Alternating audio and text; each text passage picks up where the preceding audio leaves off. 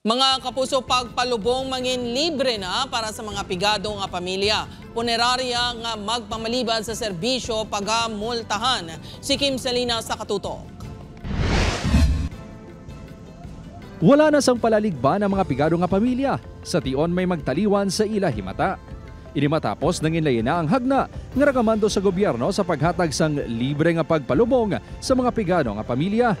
Base sa Republic Act 12309, ang mga benepisyaryo amo ang indigent families kag pamilya nga tuman naapektuhan sang kalamidad kag iban pa nga emergency situations nga hindi makasarang sang disente nga pagpalubong. Mga accredited nga funeral establishments ang magahatag sang serbisyo. Pagabayran ini sang DSWD Regional Office santo sa ginpirmahan nga kontrata. Ang package ang nagalakip sang pagpreparar sang dokumento sa lubong, pag-embalsamar, pag-cremate, transportasyon, kag paghatag sang lungon.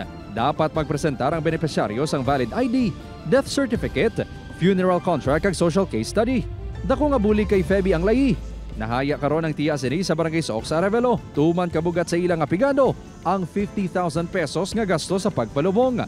Dako gud nga bulig sir kay kami nga danway kami kwarta galingin dulo namo kung paano namon ipalubong sa mga processing lang nga dan sa papel yawang ka na. Din kami mangita sang 50,000 bala. Multahan sang 400,000 pesos kag posibilidad nga ma-revoke ang lisensya sang funeral establishment nga magpamalibad maghatag sang libre nga serbisyo. Ginahulat pa sang DSWD6 ang pagsunundan sa pagpatuman sang layi. Padayon man ang pag-implementa sang Assistance in Crisis Situation o CONAICS program. Upod Kermel Porquia, Kim Salinas, 1 Western Visayas.